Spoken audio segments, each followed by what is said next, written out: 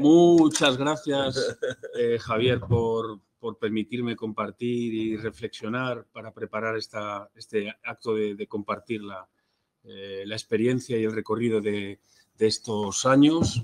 El título de la ponencia, Sistemas Territoriales Retroalimentarios. Aquí estaría la primera invitación a la consideración o la ampliación epistemológica del concepto de sistema alimentario, a entender que hace falta incorporar de algún modo lo que algunos están hablando de soberanía fertilizadora o los sistemas retroalimentarios, no solamente la teoría de sistemas, sino es que en este caso sería doblemente significativo semánticamente porque sería retroalimentar la propia alimentación.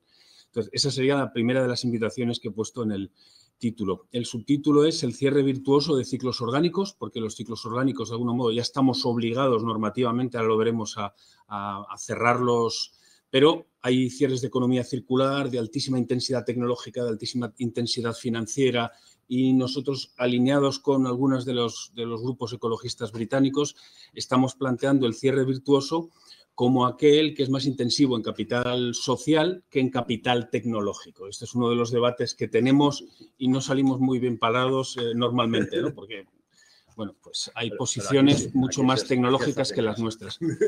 Buenas. Si tuviéramos que poner una especie de banderín y esto fuera una cruzada, esta sería la bandera que elegiríamos desde la asociación. Lleva algún tiempo acompañándonos. Es de una organización no gubernamental alemana, que está en inglés, es muy recomendable, y lo que plantea es directamente este cierre de ciclos en el que, por un lado, tenemos lo que vosotros estáis acostumbrados a analizar en términos económicos, sociales, organizativos, etcétera, es de las huertas o de la producción agraria en un sentido amplio, el suministro de alimentos con nuevas modalidades de suministro, en la parte de la derecha de la imagen, y en la parte de la izquierda es donde en estos últimos, especialmente estos últimos 5 años, hemos encajado toda la actividad de la pequeña asociación de economías verdes regionales en la que participo. Los biorresiduos de varios tipos de naturaleza, de varios flujos que salen de las ciudades, tachada la palabra contaminación, es un verdadero problema la contaminación, por ejemplo, con nitratos en los planes de las cuencas hidrológicas, es decir, es un problema ambiental y a la vez tenemos un problema de soberanía fertilizadora en la Unión Europea y si vamos a los análisis territoriales pequeños, la dependencia de insumos exteriores al propio sistema territorial con grandes ineficiencias sería otra de las cuestiones que nosotros ponemos en la diana o en la explicación del estandarte. Hay dos grandes términos en blanco. Por un lado, los nutrientes, que es lo que en agronomía serían nitrógeno, fósforo y potasio fundamentalmente, hay otros óligos, y luego el carbón, que es fundamental y que la mayor parte de los análisis que estamos leyendo más institucionales están dándole sobre todo importancia a la fertilización, sea bio o no bio, de lo que serían los oligoelementos, pero no la base de la estructura, igual que nuestro cuerpo está hecho de proteínas, el cuerpo del suelo está hecho de sustancias húmicas o carbono estructurado, como diría Carlos, el director del SEBAS de Murcia. Carbono estructurado es la base. Sin carbono estructurado, los nutrientes se nos van a los acuíferos, perdemos el dinero de las inversiones, se volatilizan en forma de gases de efecto invernadero. Entonces, esta sería la primera vuelta, en la primera imagen. Y la segunda es donde voy a presentar algunos de los conceptos que, si me da tiempo, iré luego entrando al detalle. Estoy siguiendo muy especialmente algunas blogs y tal que están hablando de la humanidad como un superorganismo. O sea, estoy totalmente alineado con lo que hace unos años era la butar o digamos, el pecado de ser spengleriano, para los que venís de ciencias sociales. Efectivamente, leí Spengler en su momento y sigo teniendo muy en cuenta los análisis en los que la sociedad se entiende como un superorganismo y cada vez más. O sea, me retrato con una posición que seguramente ni siquiera será suficientemente científica en este momento. Y lo que vamos a hacer es concebir la territorialización, reducir la escala territorial en la gestión de los diferentes flujos de los residuos. Hay varios vectores que quería considerar, introducir, por si acaso no diera tiempo luego a veros en más detalle. Por un lado, el vector biológico.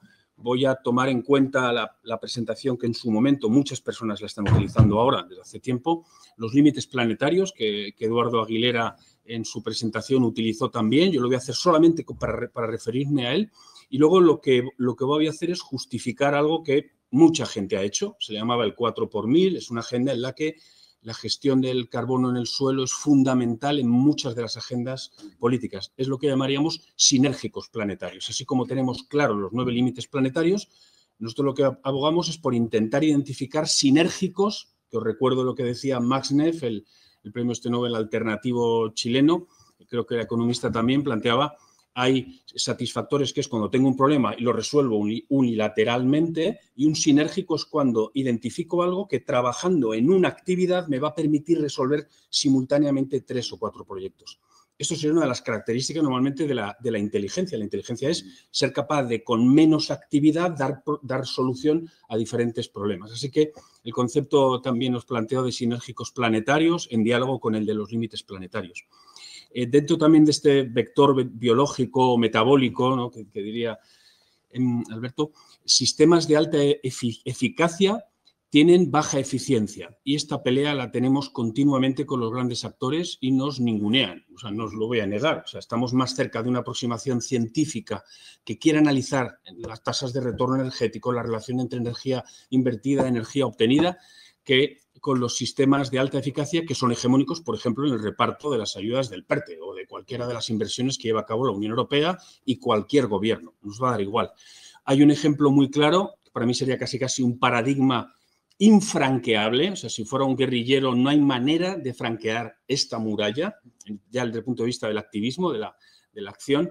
Sería el ejemplo, la situación de los lodos, y muy particularmente en Madrid. No lo hemos conseguido abrir después de 10 años en ninguna comunidad autónoma. Es un flujo de residuos urbanos que está en régimen de oligopolio o directamente de monopolio, donde las soluciones de bajísima eficiencia, pero de alta eficacia, en el caso de la Comunidad de Madrid, todo está centralizado en la planta de Loeches, y no hay manera de conseguir que se planteen otras soluciones en las que sinérgicamente entren varios flujos. Eso es uno de nuestras agendas, digamos. Por otro lado, uno de los conceptos clave del proyecto que has planteado y que para nosotros ahora mismo es un elemento central de la reflexión y del trabajo, es las soluciones basadas en la naturaleza. En el caso del proyecto Tras Lighthouses, que lidera y dirige el Instituto de Coimbra, el CES, que viene de Sousa Santos, por si alguno habéis tenido ocasión de leerle o de conocerle, pues nos alinearíamos con esta visión de procesos emancipatorios, que sería el concepto fundamental que planteó en su momento, y contraponemos, y esto es un debate que no conseguimos en el proyecto europeo acabar de desatascar del todo, la diferencia entre el capital social versus el capital tecnológico. A mayor capital tecnológico, menos estructura social, es mercado, y a mayor capital social, menos necesidad normalmente de soluciones tecnológicas. Ojalá tuviéramos un buen equilibrio, pero en la mayor parte de los casos nuestro trabajo tiene que ver con intensivos en capital social y normalmente muy poco intensivos en capital financiero y tecnológico.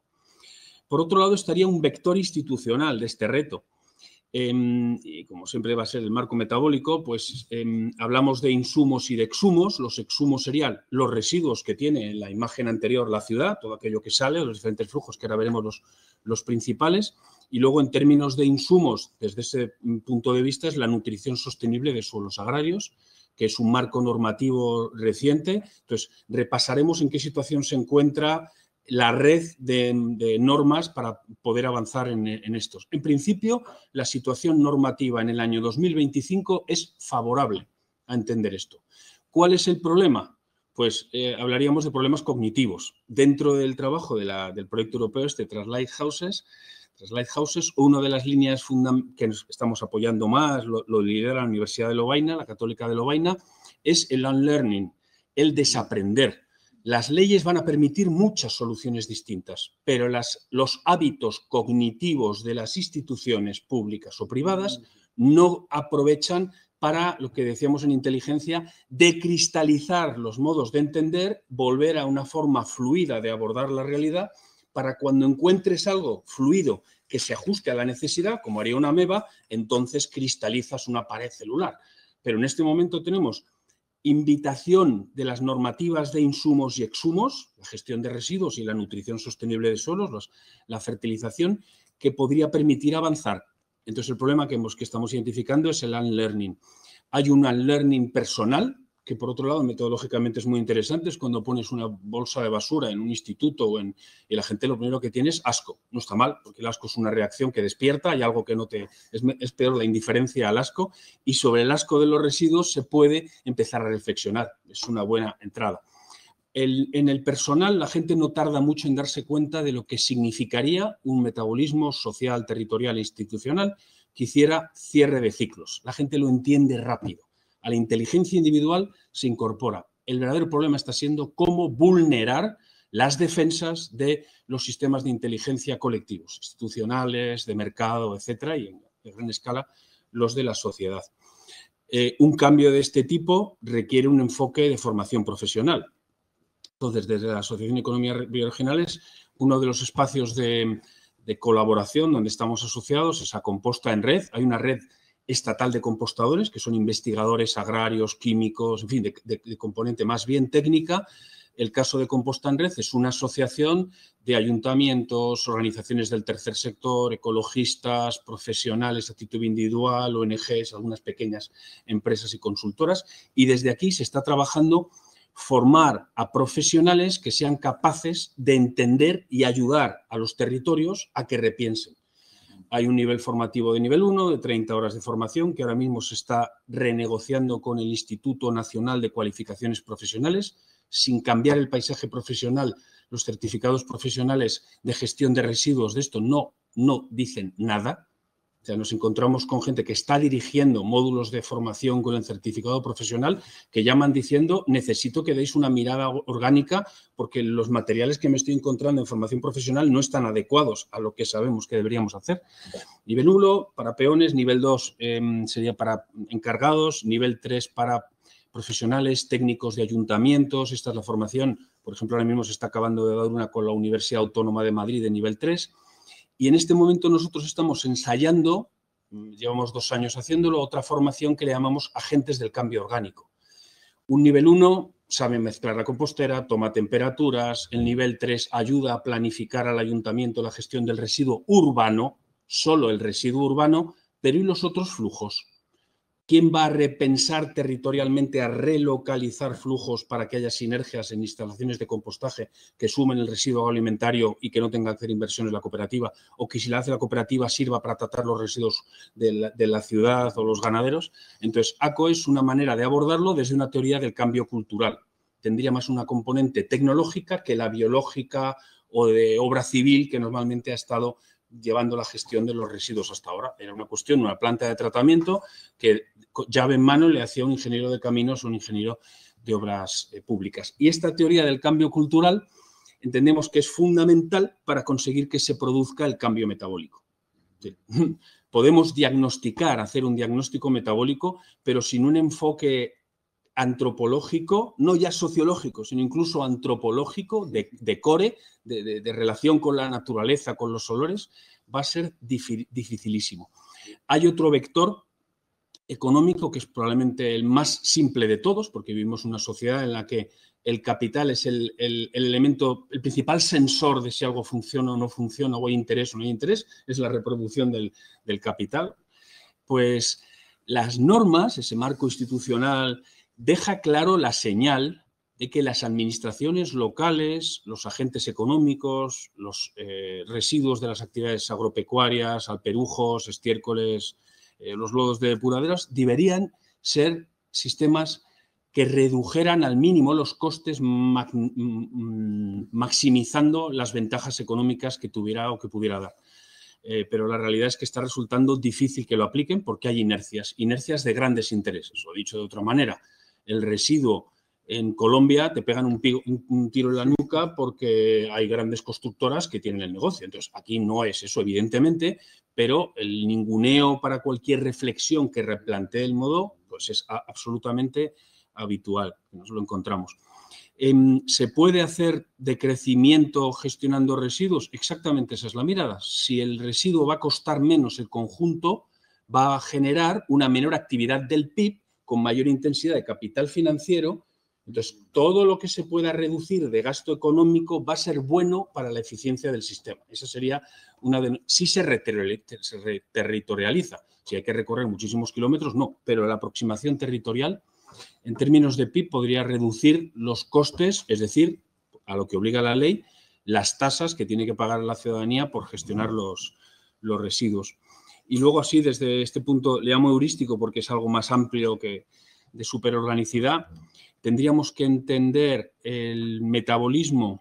Podemos entenderlo en clave simplemente de toneladas, pero yo creo que es fundamental, porque esto remite a lo de los límites planetarios, la eficiencia de lo que los astrobiólogos llaman el CHONS. ¿Qué son el CHONS? Los 6 átomos que cuando se detectan en diferentes planetas a través de espectrómetros de luz son capaces de identificar si hay carbono, hidrógeno, oxígeno, nitrógeno, el azufre y el fósforo.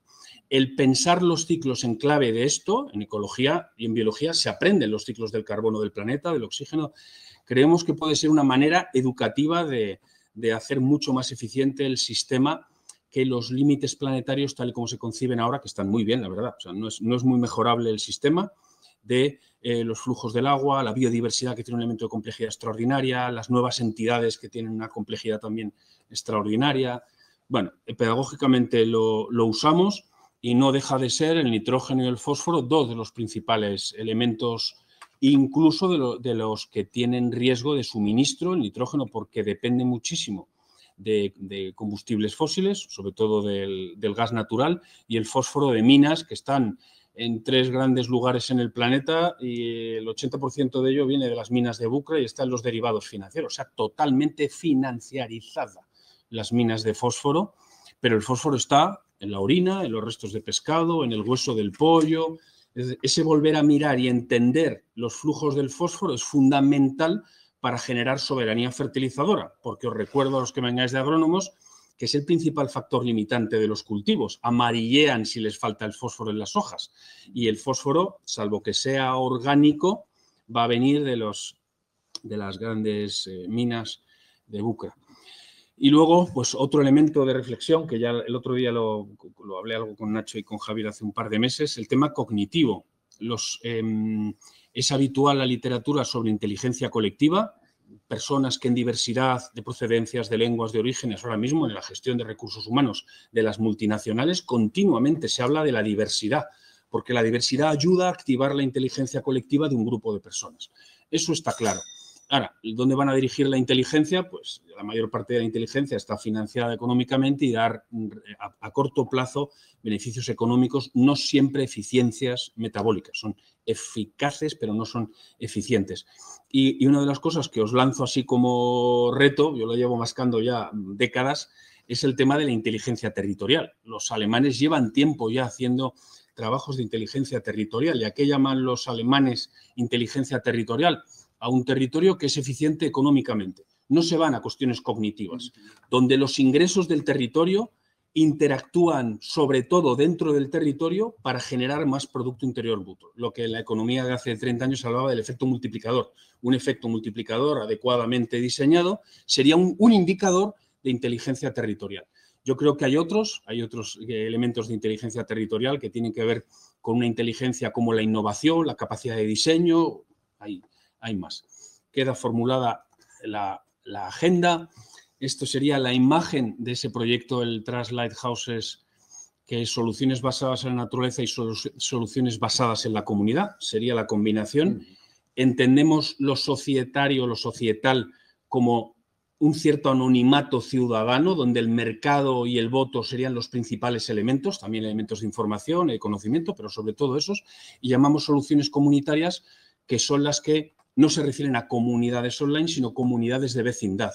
Algo que, por cierto, viniendo para acá, ha habido un ecuatoriano, creo que sería, que se está poniendo de moda, echan de menos, les parece frías las relaciones de vecindad y se está produciendo en los barrios de Madrid una especie de reivindicación que es hola vecino. Y por la calle alguien que no te conoce te dice hola vecino, hola veci, también a veces lo contraen. Es una manera de decir, queremos recomunitarizar. ¿Qué es esto? Esta Europa está completamente volcada a una sociedad amplia. Os habéis convertido en celulitas de un sistema relativamente perverso o muy mejorable. Entonces, las soluciones basadas en la comunidad son recomunitarizadoras, repersonalizadoras. Entonces, eso es parte también de lo que estamos trabajando, en la línea de lo que los Living Lab llamarán co-creación. co-creación entre varias personas que en inteligencia de diversidad de posiciones, sensibilidades, van a buscar una solución lo más inteligente posible, como plantea la Misión Europea de Suelos, para la gestión de los suelos. Varios materiales de soluciones basadas en la naturaleza, en que algunos de ellos han participado los directores de este grupo de investigación. Y paso a esa primera frase que he dicho de los límites planetarios a los sinérgicos planetarios. ¿Os acordáis que en su momento planteó Alberto especialmente el tema de la delicada situación de los flujos biogeoquímicos, el fósforo y el nitrógeno, que ya los he señalado antes, el problema del suministro de agua fresca, los cambios en los usos del suelo, la pérdida de biodiversidad, el cambio climático o las nuevas entidades, de las toxinas, desde los nanoplásticos a los glifosatos, a los antibióticos, a disruptores neuronales o endocrinos como los que ha trabajado amplísimamente Nicolás Olea. Entonces, nosotros hace algún tiempo ya identificamos que compostar, tener una mirada de gestión de los residuos como recursos y como insumos, iba a permitir abordar varios de estos retos. El primero de ellos, reducir las emisiones. El vertedero Valdemín Gómez es uno de los grandes focos de generación de metano en Europa, a través de satélite. No es cuestión de que venga un auditor, le dejen entrar o no. Es que ahora mismo a través de la teledetección saben dónde hay plumas de emisión de metano y sería uno de los más grandes. El metano, sabéis que en este momento sería uno de los principales elementos en la lucha, o al menos en el reconocimiento de la gravedad de la situación. Los fusiles de clatratos en el Ártico, la muy mala gestión de residuos en muchos lugares del planeta, menos mala en Europa, sin lugar a dudas. El compostaje es hacer que ese carbono, una parte importante del carbono, en lugar de en condiciones anaerobias liberarse en forma de gas, queda en esas estructuras de carbono en el proceso. Es cocinar los residuos para fijar el carbono en el suelo, aumentando la fertilidad de la tierra y la nutrición sostenible. Por otro lado, estamos normalmente acostumbrados al enfoque de la biodiversidad, entenderla en clave de flora, artrópodos o mamíferos, pero el tema de la microbiología es probablemente uno de los elementos de anticipación más importantes. ¿Cuántas especies de vertebrados no peces hay en Europa? 1.200 especies de vertebrados. El imperial, muchos de los que estamos acostumbrados a proteger, afortunadamente. ¿Qué biodiversidad de microorganismos hay en el final del proceso de compostaje? Pues puede haber 20.000. Hace unos años se pensaba que había 400 y a medida que han entrado los análisis metagenómicos están descubriendo trozos de genoma que no se corresponden con ninguna especie. Entonces, como cuando uno descubre un fósil y dice, mira, esto debe ser un metacarpo de un dinosaurio que no hemos encontrado. Encuentran trozos de genoma que no se corresponde con ninguna especie en determinados locus, que lo que va a determinar es que esa especie es nueva. 20.000 especies distintas de microorganismos. Luego, la biodiversidad macro hay que protegerla, pero tenemos que empezar a pensar en las resiliencias de la microbiodiversidad. Y no solo en el suelo. Creo que a todos ahora os llega la información de la correlación entre salud microbiológica en el intestino grueso, en el gut biome, y la salud desde el punto de vista de obesidad, Alzheimer, autismo, que las bacterias del intestino grueso correlacionan con salud. La microbiología es un fundamental en lo que se llama la One Health, una única salud de los animales con los que convivo, de las personas, del ecosistema y del planeta como el último de todos los holobiontes, que diría los californianos, el holobionte último. Por otro lado, una agenda de compostaje puede permitir sustituir la compra de fertilizantes de síntesis que vienen de la importación sí o sí, porque aunque Fertiberia produzca en Puerto Llano, lo hace con gas natural que ha venido o de Argelia o cada vez más de Estados Unidos a través de los nuevos sistemas de compresión en Huelva. Entonces, la sustitución de fertilizantes de síntesis no solo es una cuestión de coste económico, también es de garantizar la soberanía fertilizadora, dejar de convertir el nitrógeno y el fósforo en un riesgo de contaminación de acuíferos para convertirlo en un recurso, y eso requiere una nueva mirada. Por otro lado, por ir a esta otra de las más graves probablemente en este momento, fijaros que está por encima la del cambio climático, pero es mucho más dispersa. Los bioquímicos hay especializaciones muy concretas y tener la visión de conjunto es muy difícil. No hay un panel de nuevas entidades todavía intergubernamental, pero está por encima, si os dais cuenta.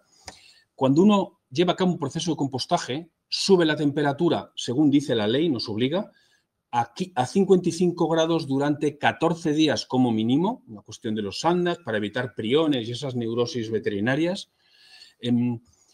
Cuando la temperatura está durante 2 semanas por encima de 40 o de 50, la mayor parte de esas sustancias se disipan, se desaparecen, se metabolizan, se catabolizan. Los antibióticos desaparecen, el glifosato desaparece. Cajamar lleva 15 años haciendo compost de los residuos de la agricultura convencional de invernadero en Murcia y en Almería. Podéis imaginar a tutiplén de fertilizantes y toxinas, y cuando lo sube a la adecuada temperatura, es lo que cuesta más, lo utiliza en agricultura ecológica. No quedan trazas. Y no solamente para lo que respecta a sustancias, a moléculas relativamente complejas que se deshacen, sino los metales pesados. Esta es otra perversión, yo diría, científico-técnica. Todo el mundo sabe que hay metalotóxicos, tenemos que controlar plomo, zinc. Cuando esos metales pesados están en un proceso de compostaje, no cuando está a 55 grados, sino en las fases de maduración y el afinado en el sentido como un queso, que es un buen maestro quesero, coge el queso y lo deja madurar en su almacén para darle una calidad que no tenía cuando salió del quesero que había hecho un queso en fresco. O sea, el afinado de un queso es clave, o el afinado de un vino. No es una cuestión de las primeras fermentaciones, es cómo lo voy luego a combinar con la madera, etc. Bueno, pues la cuestión es que los metales pesados en las últimas fases del proceso de compostaje quedan quelados. Hay mucha literatura, desde hace 40 años. Quelado quiere decir el plomo no está accesible a la planta porque los hongos lo que han hecho es decir, esto es tóxico, lo aíslo, y se aísla alrededor de estructuras de carbono. Luego se inmovilizan, es lo que se llaman bioremediadores. Científicamente la parte de la especialización está clarísimo, pero estas sinergias requerirían, porque a la hora de la verdad, la ley lo que dice es busca si hay plomo. Sí hay plomo, mucho. Pero ¿qué porcentaje de ese plomo estaba inmovilizado desde un punto de vista biológico? Porque plomo tengo yo en mis huesos y está inmovilizado. En la sangre no me lo pillan. No me destrocen los huesos para saber si tengo un problema de toxicidad en sangre, porque mi organismo lo fijará en los huesos. Entonces, eso mismo ocurre en el suelo a partir de la inteligencia microbiológica. Y luego las otras cuestiones evidentes, la mejora de la esponjosidad y, por lo tanto, la capacidad de retención de humedad en los suelos, tanto ante periodos de sequedad como ante periodos de excesivo de aguas superficiales y escorrentías. Se absorbe la diferencia entre un suelo con materia orgánica y, por lo tanto, con vegetación, y el que no lo tiene, creo que a todos es evidente. Entonces, esto es lo que llamaremos un satisfactor, un sinérgico planetario. Centremos la agenda en esto. Cuando se planteó la estrategia esta del sistema alimentario sostenible, de la granja a la mesa, en la formulación se hacía referencia a la importancia del suelo, pero luego cuando se ha ido desarrollando se ha quedado cada cual en un ministerio distinto. Se ha roto. La unidad se deshace cuando llega a los que tienen el poder ejecutivo y uno de los problemas que hemos tenido estos últimos años es que el Ministerio de Medio Ambiente, el MITECO, y el Ministerio de Agricultura no se entienden a la hora de hacer, se confrontan. Te estás metiendo, hablando de residuos urbanos, para que lo haga un agricultor, le dice el Ministerio de Agricultura al MITECO, te estás metiendo en la palabra agrícola que es mía. ¿Quién eres tú, MITECO, para hacer referencias a...? Esta es la situación. Luego, nuestras inteligencias institucionales lo que hacen es desmembran la claridad con la que esto se interpreta. O sea, cuando entra el metabolismo de nuestras organizaciones, pues instituciones, pues se deshace. Creo que en otros países lo están enfocando un poco mejor. Siento que me llamo Franco y además soy francófilo y francófono. Pero el concepto de MAFOR es uno de los que a nosotros nos da luz, es un faro y lo estamos incorporando a doquiera que podemos. Materias fertilizantes de origen residual. Da igual de dónde vengan los residuos, lo que tendremos que aprender es en qué proporción los voy a cocinar. Y que no me digan que quieren el monopolio de la gestión de los lodos. Bueno, que sí me lo digan, porque es la realidad. Que a futuro y en un debate fundamentado, no puede ser que se siga justificando que los lodos vayan por separado, porque el lodo, fijaros, incluso cuando se composta se lo considera un lodo, porque no están haciendo un buen compostaje, porque no saben medir, igual que cuando uno cocina garbanzos y tocino, pues hace falta aprender qué proporción de carbono, de nitrógeno, de fósforo y de otras sustancias azucaradas, como harían los bokashis de los japoneses. ¿Cómo se cocinan los residuos? La mejor manera de cocinar los residuos es sumarlos todos, como ahora veréis. Una cosa importante sobre los MAFOR, el 94% en Francia es un poco más ganadero que nosotros, ganadería concentrada, no la que está en extensivo o al menos en monte. Un 94% de los flujos de biorresiduos de origen residual serían estiércoles, y la soberanía fertilizadora de Francia, ni con todos, cacas, pises humanos, cacas, pises de animales, ni con todo llegaría al 36% de la demanda fertilizadora del sistema alimentario francés. Luego, Francia es más soberana alimentariamente que soberana fertilizadoramente. Y España, lo mismo. Cuando Alberto analizaba los flujos, la entrada de nitrógeno de cualquier lugar del mundo en forma de soja, España es un grandísimo importador de nitrógeno, no solo por el que capturan a través de los nitratos en Fertiberia, sino del nitrógeno que está entrando en las proteínas de la soja. Y estamos continuamente trayendo soja porque es necesaria para alimentar el pollo, la carne de un tipo y de otro. Y solamente el 20% en el caso francés para los fertilizantes nitrogenados. No sé si, y es que además da la casualidad que tenéis aquí ahora mismo también a Alberto, si ha conseguido avanzar algo en cuál es el margen del MAFOR aplicado a España o la soberanía fertilizadora que tiene España. Creo que sí. Bueno, Alberto es Eduardo. Perdón, Eduardo, no Alberto, disculpad. Vale. Es que como trabajaba con Alberto Sanz, me confundo, Eduardo. Sí, claro. Quería decir Eduardo. Disculpadme. Bueno, ¿cuáles serían los principales flujos? Los urbanos, que es donde nosotros estamos centrando el tiro, porque en el cambio de la cognición individual de la persona que consume alimentos, pero la persona también genera residuos, hay una posibilidad de cambio de doble enlace. Igual que en química, un doble enlace genera una estructura mucho más sólida, en las relaciones de cambio cultural, la alimentación y el residuo, es el residuo del plátano ecológico el que se convierte en un residuo, el que luego va a poder cerrar. Entonces hablamos del doble enlace. Las magnitudes que se generan en España estarían en torno a unos 150, redondeando, kilos por habitante y año, la mitad residuos de cocinas y comedores, patatas, huesos de pollo, etcétera. La otra mitad no es lo mismo en Soto del Real, que tiene 400 kilos, que en Hortaleza, que seguramente tendrán 40 o 50. Residuos de hojarasca, la poda, en fin, los residuos de los espacios públicos municipales. 150. Esto es lo mínimo en Francia. Lo que pasa que siendo lo mínimo es donde hay más interacción con la ciudadanía. O sea, tiene una componente fácil de recomunitarizar y reaprender y reapropiarse de la gestión. Porque lo que está claro es que los estiércoles de animales, los que están en extensivo, no suponen un problema, al contrario, son una bendición, siempre y cuando la carga ganadera esté bien medida, ¿vale? O sea, si está bien, magnífico. En ecológico, estupendo. Lo mejor que se puede hacer es que la caca vaya al prado. En los que llaman extensivo y no lo son es otra cosa, pero creo que el ganado tiene bastante complicación. Los residuos agrícolas ya no está permitido por la ley de residuos, que ahora veremos, quemarlos, van a tener que buscar una alternativa. Y la alternativa más lógica es el compostado, una cierta trituración y el compostado.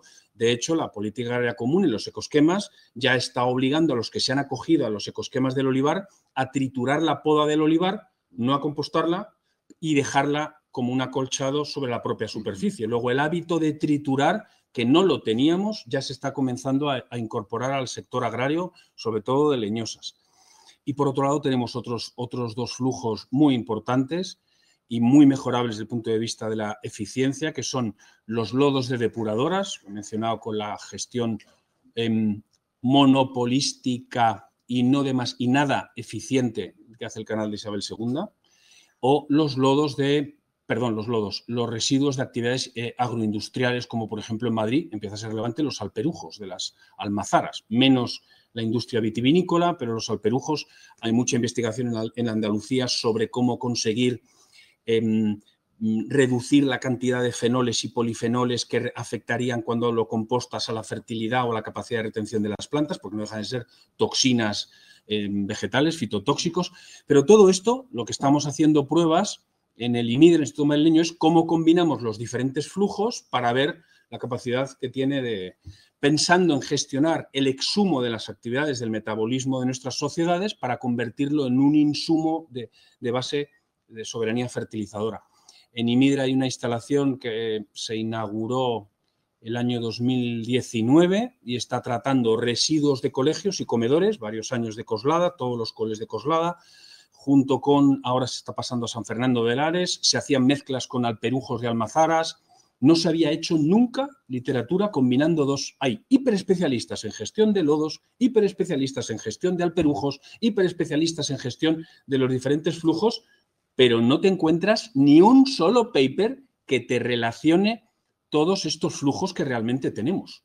O sea, la unión de todos ellos, igual que está el cóctel, el efecto cóctel en las bebidas o el efecto cóctel, como diría Nicolás Olea, no es lo mismo un microplástico solo y investigamos el efecto de un microplástico o de un antibiótico o de un aditivo, que cuando ese aditivo entra en contacto con el microplástico, con un antibiótico, dentro de la olla del citoplasma de una célula y no sabemos cuál es el impacto que va a tener. Muchas de las sorpresas desde el punto de vista de salud son efectos cóctel a escala micro, a escala nano, atómica o de pequeñas moléculas. La suma no está suficientemente clara. Bueno, se hacen varias pruebas de mezclado y aquí paso a ver cuál sería el escenario normativo, que no es desfavorable. Esto es lo peor de todo. Es que no se trata ahora de una incidencia normativa. La incidencia normativa ha sido suficiente. Yo diría que de 7,5 a 8, si tuviera que evaluar, es muy aceptable. Por un lado tenemos lo que respecta al flujo de salida. ¿Os acordáis de la imagen del inicio? En el caso español tendríamos la Directiva Europea de Residuos, que se transpone como una ley de residuos y suelos contaminados para la economía circular del año 22, que se ha conseguido que el Ministerio ha costado, porque al principio se reía del compostaje agrario. O sea, yo recuerdo jornadas de composta en red donde los técnicos del Ministerio decían, ¿ese compostaje agrario qué es? Yo no lo veo en los documentos de la Comisión Europea. Y como aquí tendemos a cortar y pegar lo que nos lleva de Bruselas, lo siento, pues no, aquí no vemos por ningún lado qué es el compostaje agrario. Hay un borrador que estamos pendientes que se apruebe de una puñetera vez. Está publicado desde el 13 de febrero del año 23, que deja un margen al compostaje descentralizado, a la acción comunitaria de barrio, de cole, de calle, magnífica para hacer soluciones basadas en la naturaleza y soluciones basadas en la comunidad, pero se está demorando la aprobación, entre otras cosas, por desencuentros entre el Ministerio de Medio Ambiente y el Ministerio de Agricultura y, por otro lado, por los intereses de las organizaciones agrarias que no es que sean conservadoras las pobrecitas, es que directamente son renuentes a cualquier posibilidad de cambio. O sea, son realmente Yo entiendo que la situación económica del sector agrario es penosa, pero no basta con simplemente llamar a la puerta del Estado si no estás dispuesto tú a cambiar algo. O sea que esto lo tenemos en borrador. Esta la tenemos en borrador. Y no hay una previsión de cuándo se va a aprobar. Llevan diciendo que ya desde hace un año. Estaba en febrero del 23, estamos en febrero del 25 y decían que iba a ser cuestión de 5, 6, 7 meses. No sabemos si hay un atasco en el sistema digestivo legislativo del partido del gobierno, no sabemos exactamente.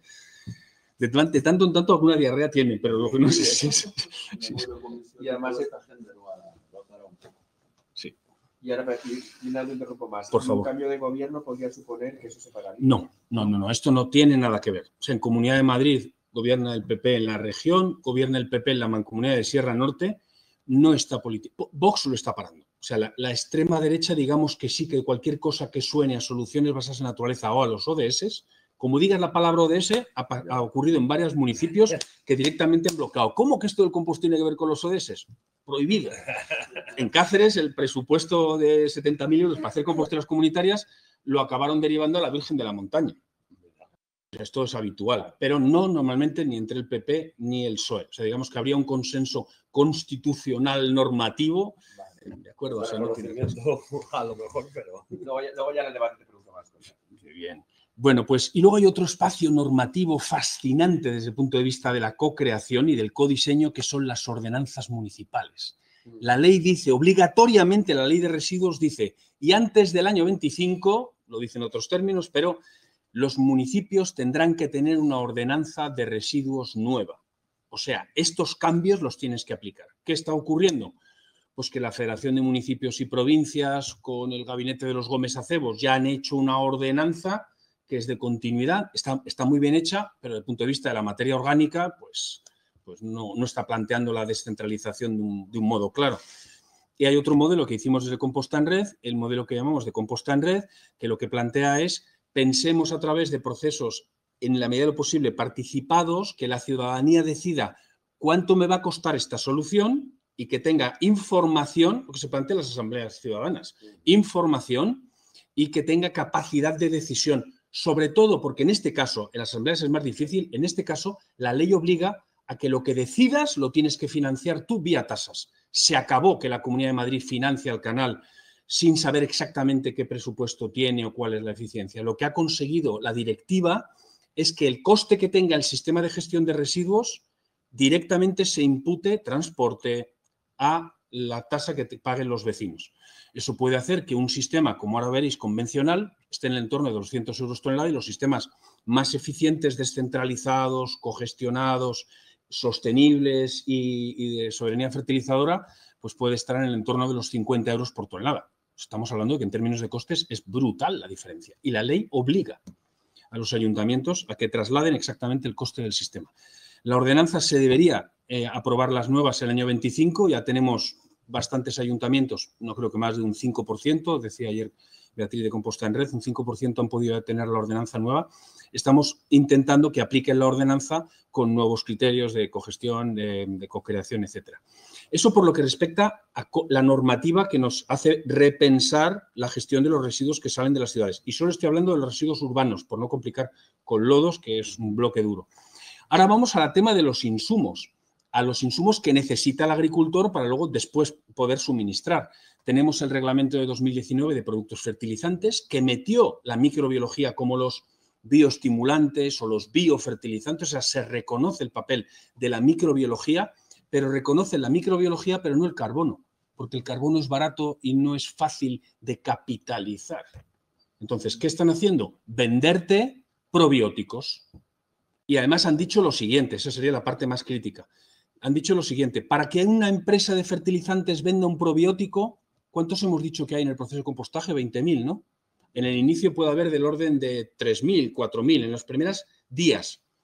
Tiene que ser capaz de certificar exactamente el proceso de certificación de calidad de un producto, qué 3 cepas tiene y en qué proporción.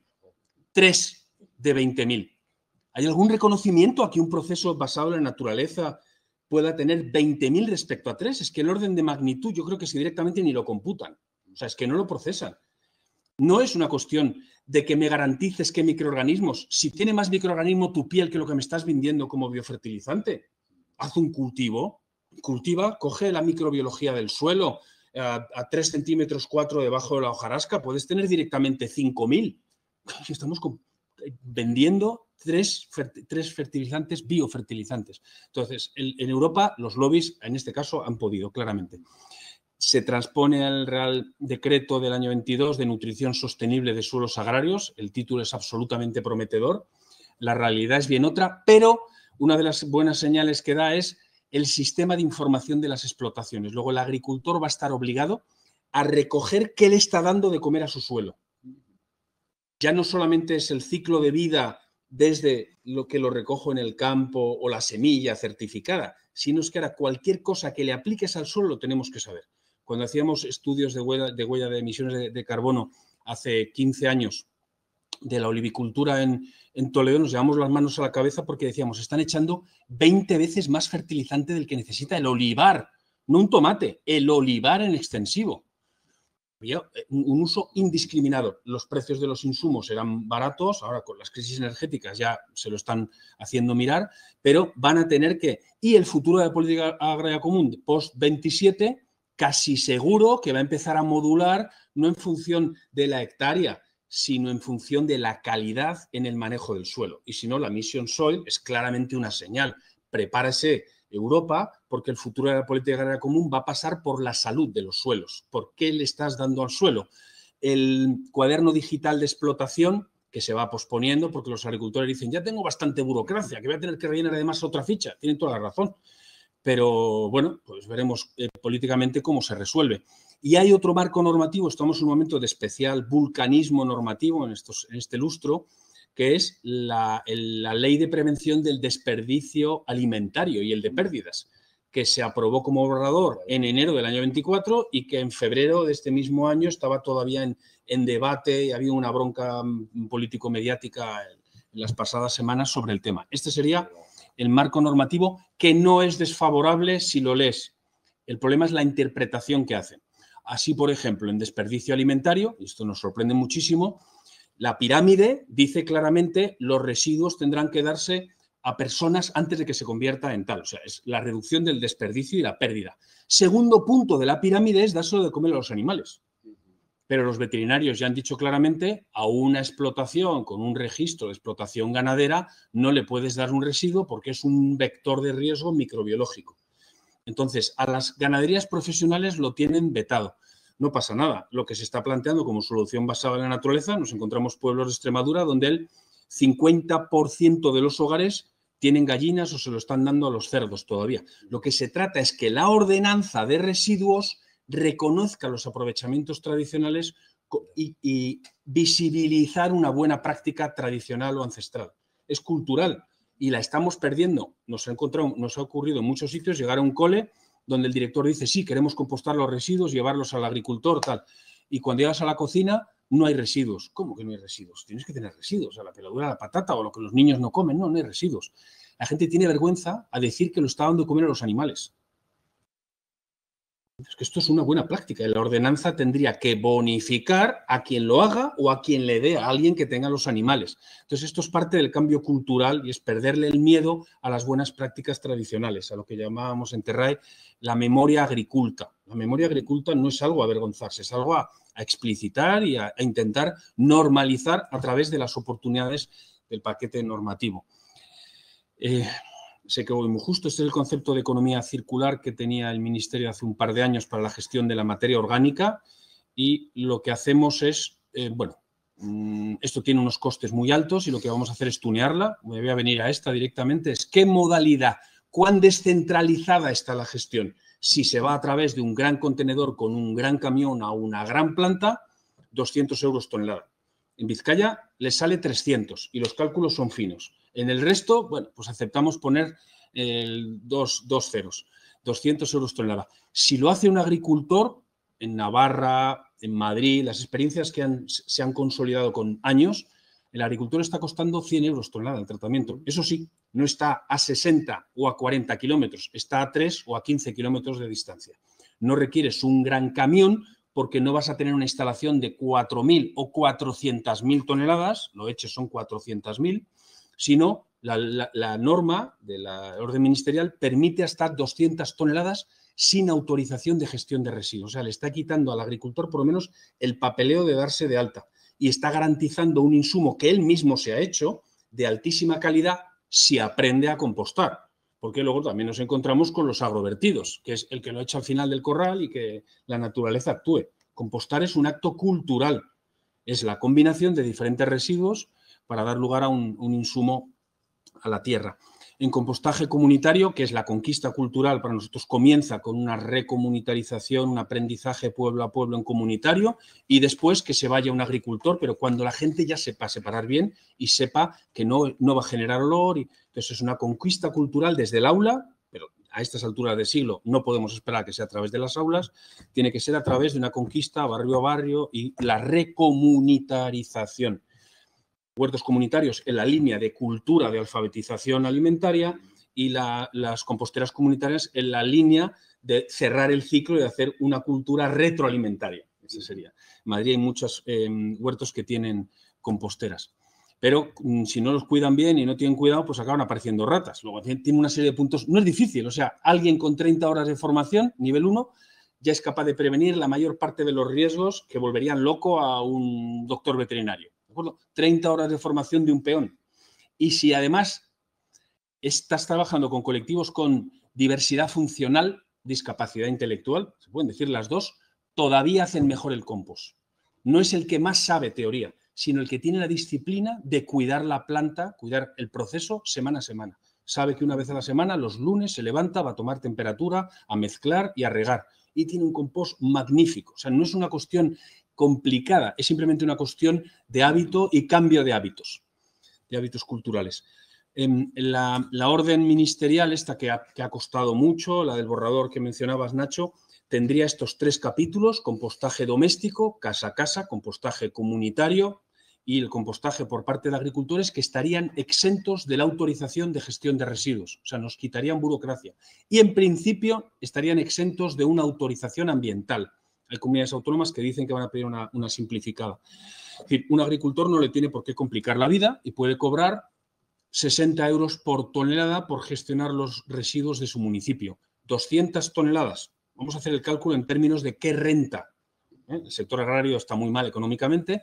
Si gestiona 200 toneladas de residuos de su pueblo o ciudad a 60 euros son 12.000 euros. ¿Cuánto recibe de la PAC alguien que tenga 2 hectáreas, 3 hectáreas? Porque para recibir 12.000 euros de la PAC hacen falta muchos cientos de hectáreas. Y ya veremos qué cultivo. Sería una renta que no depende de la PAC, sino de lo que llamamos el tercer pilar de la política, que son los municipios, carajo. Te va a costar menos y le vas a transferir renta a un agricultor que está en una situación delicada. No necesita nada más que poner un apero a su tractor y 4 cosillas. Esa sería... Entonces, aquí veis en términos de coste que supondría, y luego desde la asociación lo que hacemos es, esto se hizo para Grupo Ecologista, una plataforma segoviana, después de un proceso participativo con agricultores y con vecinos, ¿cuál sería el paisaje de costes mínimos y de máxima eficiencia para todos los municipios de la provincia de Segovia? ¿Qué porcentaje puede haber a través de muestreos de aprovechamientos tradicionales, o sea, dárselo a los animales, de compostaje doméstico, de compostaje comunitario, de compostaje agrario de 50 y 500 toneladas. Este ejemplo es muy sencillito, pero es anterior a la norma, entonces aún no habíamos puesto la frontera de los 200, que como finalmente se decidió que iba a ser el límite. Y luego el compostaje centralizado en la planta de los huertos en el entorno de la ciudad. Esto sería el sistema más eficiente económica y ecológicamente y carbónicamente, porque calculamos las emisiones de los diferentes escenarios de carbono, aunque el tema del carbono ahora mismo está en una situación harto complicada porque se está explotando en soluciones más bien de interés del gran capital.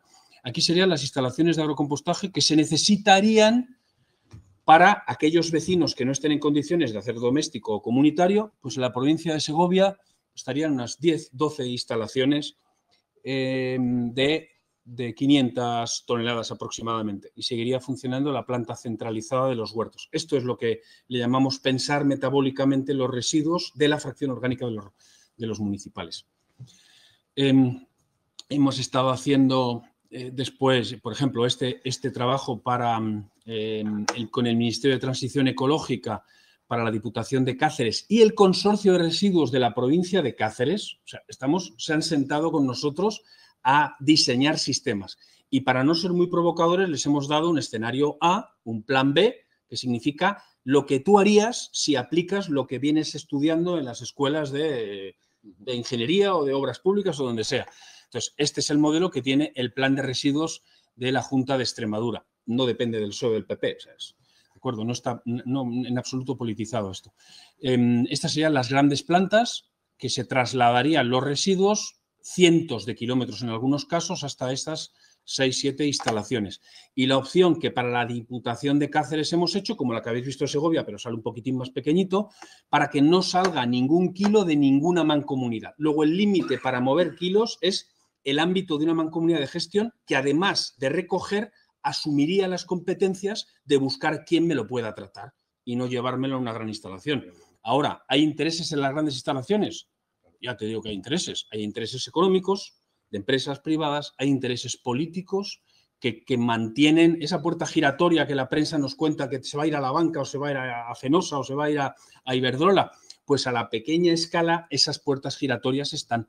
Y el cambio cultural muchas veces se encuentra con que y la dinámica de learning es una de las cosas que aprendimos durante este último año y medio. El técnico te dice, pues es que esto es impecable, estamos de acuerdo, sería lo más barato. Pero la estructura del partido considera que sería mejor mantenerlo centralizado. Bien, entonces llegas, es investigación que se topa con la triste realidad, acción.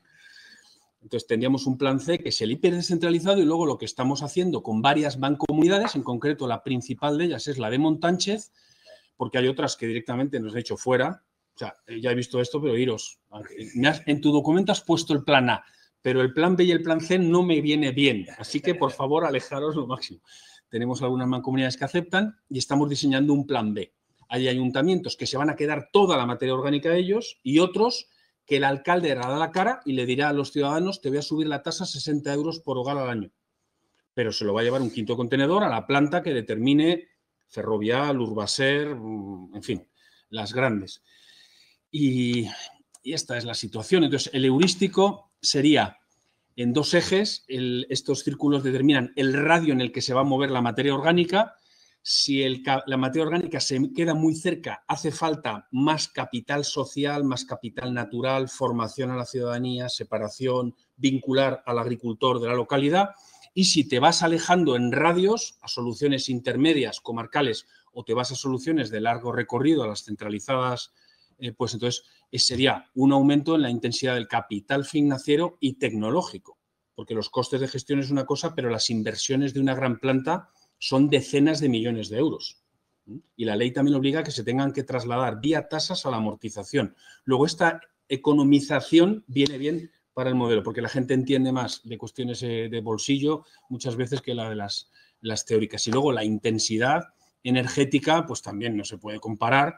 Un camionaco muy pesado que va al 30, al 40% de su capacidad, que no os he puesto fotos, el dumper del ayuntamiento que directamente recoge con la pala delantera del dumper de jardinería, mete los 3 contenedores o los 4 o en un remolque de un equipo que ya tiene el ayuntamiento.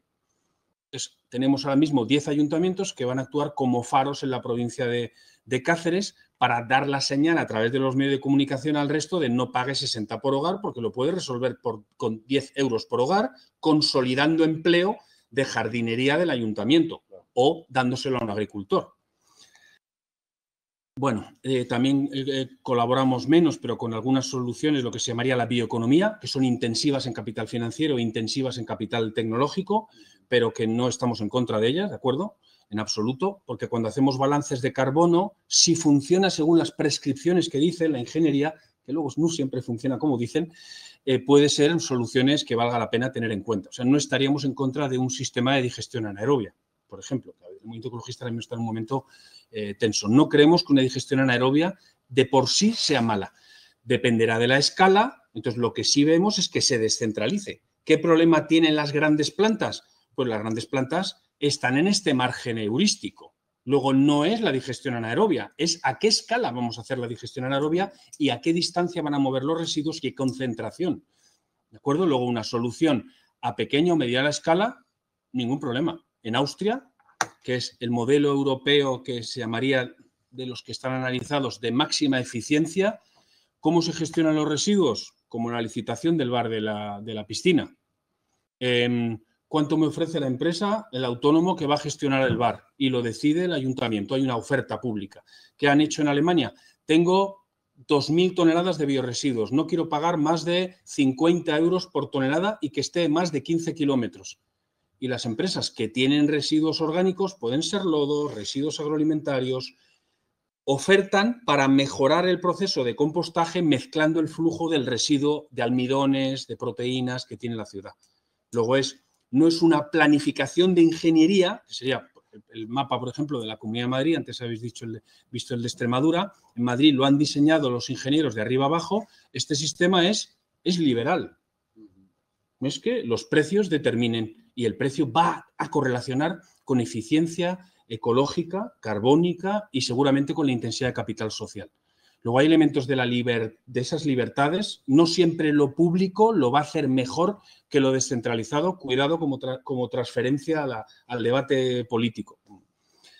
La Misión Europea de Suelos lo tiene claro, llama Living Labs a los 100 faros, a laboratorios vivos donde quiere ensayar nuevas relaciones, y aquellos que funcionen bien los elevará sobre un pedestal para que el resto del territorio de la Unión Europea vea cómo se tiene que hacer la gestión de los residuos. Conceptos que nosotros utilizamos en el proyecto y que no sé si me dará tiempo a ver, el de los laboratorios vivos, que implican, entre otros términos, la capacidad de co-crear y sobre la co-creación la innovación. Las soluciones de aprovechamientos tradicionales no las está determinando nadie que venga de una consultora, es lo que están haciendo los vecinos del pueblo. ¿Y es una innovación? Sí, los costes son ínfimos. Incluso aumenta la calidad de los alimentos que vas a tomar después. Tenemos algún caso en Galicia de un alumno compañero que tiene 8 cerdos, pasa por debajo de la altura de radar de una explotación ganadera, porque puede tener derecho a la diversificación cerdos, gallinas, y le está dando residuos que recoge sin cobrarle nada a nadie de los supermercados y residencia, y está alimentando a los cerdos solo con el residuo. Me estoy ahorrando pienso. Y la gente alucina con el sabor de la carne de cerdo alimentado como se ha hecho toda la vida, que no es con un pienso, sino con la diversidad de fuentes tan amplia que hay diferencias de sabor en función del cerdo, del lote o del mes del año. No es la homogeneidad de la mayor parte de los productos que vienen de insumos totalmente estabilizados, controlados, certificados. Esto descertifica. Para nosotros es más importante la descertificación que el insistir en procesos de certificación que tienen costes burocráticos y económicos muy altos. Co-creación desde la base, el co-desarrollo, la experimentación desde las propias comunidades aprendiendo. Esa es nuestra interpretación de Living Labs. También sabemos que cuando el concepto Living Lab lo coge una cátedra de edafología, pues le da una mirada totalmente distinta. No la de la Unión Europea, pero en el documento algunos te dicen, sí, necesitaríamos mirada sociológica. Pues estoy lanzando necesitamos una mirada sociológica, pero si hemos presentado el proyecto con los socios habituales con los que hemos hecho investigación fundamental de bata blanca, contrapone el concepto Living Lab a los laboratorios de bata blanca. O están vivos o son de bata blanca. Los de bata blanca son muertos. No lo dicen así, pero yo creo que se podría derivar. El partenariado público-privado social, la transdisciplinariedad, el emplazamiento territorial, place-based, la apertura, el no evaluar cuál va a ser la solución más adecuada, y sobre esos experimentos se determinará cuáles son los más eficientes desde todos los puntos de vista. En los análisis que hicimos hace años en temas de secuestro de carbono, esto Eduardo es especialista, en qué parte de una gestión compostadora del residuo se puede reducir emisiones por la sustitución de los fertilizantes de síntesis que vienen de las minas de Bucra o de las fábricas de Fertiberia. El primer umbral, eso sería aproximadamente 63 kilos de carbono equivalentes por tonelada. En el caso del secuestro de carbono 1, que sería aportar carbono bien estructurado en el compost, el nivel 1 serían otros 38 aproximadamente kilos. Y luego, lo que habitualmente la agronomía incorpora, no le vamos a quitar ningún mérito, 118 son secuestro derivado de las buenas prácticas agroecológicas, de coberturas verdes, de laboreos reducidos, de rotaciones de cultivos, pero una regeneración del suelo se puede hacer o bien con tiempo a partir de estas prácticas de segundo nivel o en corto plazo con aportes de materia orgánica significativos.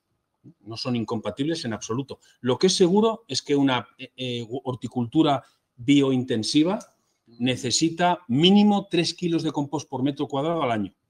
Y en los que realmente consiguen en biointensivo sacar 3 cosechas al año por superficie, o sea, los que están en capacidad, necesitan 6 kilos de compost al año para la producción de hortalizas. Sería el secuestro de nivel 1. Bueno, no voy a entrar más tampoco me va a dar tiempo.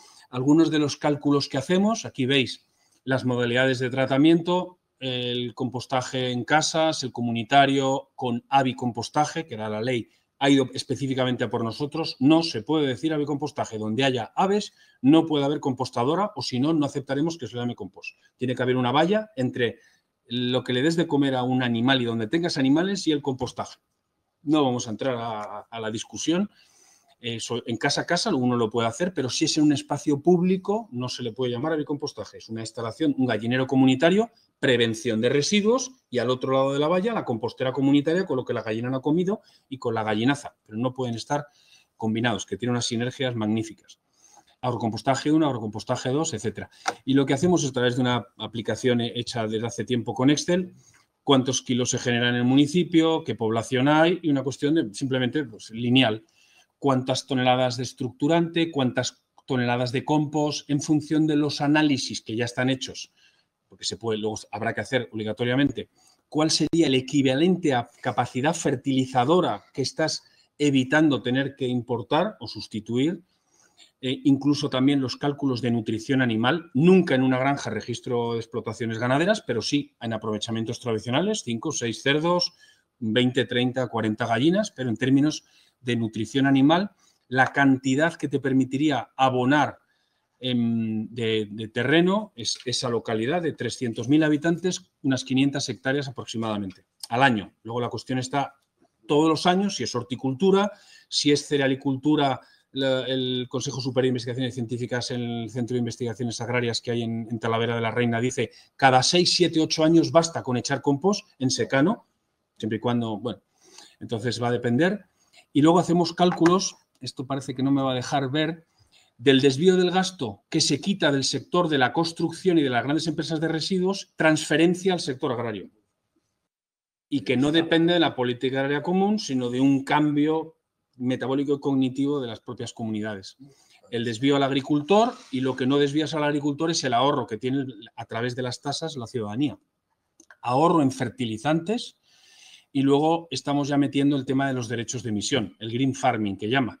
¿A qué precio? Unos 30, 50 euros tonelada por tonelada de carbono evitada o tonelada de carbono capturada, sabiendo cuánto captura un agricultor en esta localidad.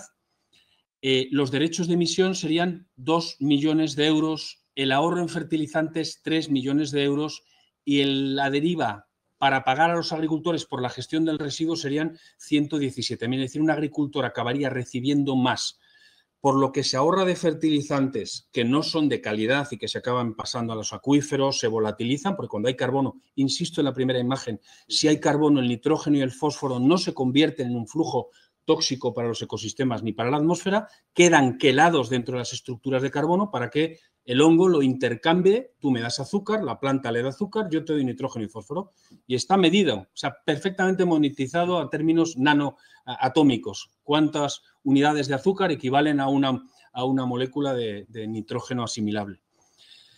En temas de aprendizaje, esto es lo que hacemos con la Universidad de Lovaina. Tenemos una nueva ley, esa esperanza que os he dicho aceptable, ese ecosistema de nuevas normativas y, por otro lado, un viejo orden. Directamente Lovaina le hemos dicho, no lo digas en España porque nos van a correr, dice el antiguo régimen. No se refiere al régimen, pero es que aquí el régimen tiene una connotación histórico-política, pero hablan de los regímenes antiguos o convencionales de gestión. Quita la palabra régimen que nos van a correr. Entonces nos encontramos con hábitos adquiridos de un tipo que chocan con las oportunidades de la ley que están generando caos e incertidumbre. Los actores convencionales tienen miedo, por un lado, y por otro lado, los actores que vendrían del ecologismo social lo ven como una oportunidad. Todos, entonces, están chocando en un espacio en el que ahora mismo en La Vera tenemos un litigio bonito, van a crear una asociación para pelearlo desde la sociedad civil. Y luego las soluciones que salen de este caos o el reaprendizaje es que hay diferentes opciones que se corresponden con la pirámide y la ley deja lo suficientemente abierto. Pero las soluciones de abajo, las incineraciones o el vertido o las soluciones hipercentralizadas con el residuo mezclado de la fracción restos, directamente la ley no las permite.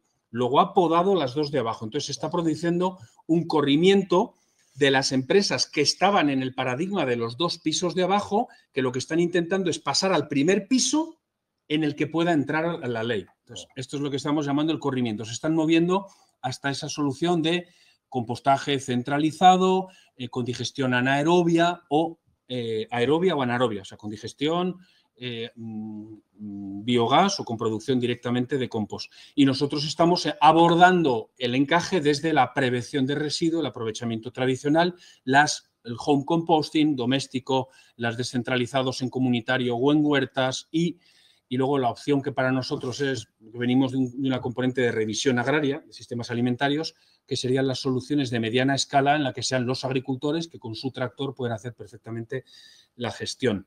El modo en el que lo conceptualiza la Universidad de Lovaina. ¿Y cómo voy de tiempo? Yo creo que ya para tener cuarto de hora, ¿no? Sí, ya pues casi. Hay suficiente materia como para dialogar. Me dejo lo del tema de la inteligencia territorial y creo que tampoco vale la pena que entre mucho más. Venga, una última. Tiene que ver luego con un aprendizaje ecológico, no ecología. ¿Os acordáis en ecología la estrategia R y la estrategia K? Una planta que tenga estrategia R es una que en ecosistemas muy inestables tiende a tener una reproducción altísima, miles de semillas. Una amapola tendría miles de semillas por una biomasa muy pequeñita. Se llama estrategia K a cuando tienes muy pocas semillas pero las cuidas más. Una bellota sería un ejemplo donde hay una cantidad de almidón bestial metido en ese fruto, y una amapola tendría una semillita insignificante. Lo que estamos haciendo es utilizando estas metáforas para analizar las semillas que se están plantando a través del proyecto europeo en Extremadura.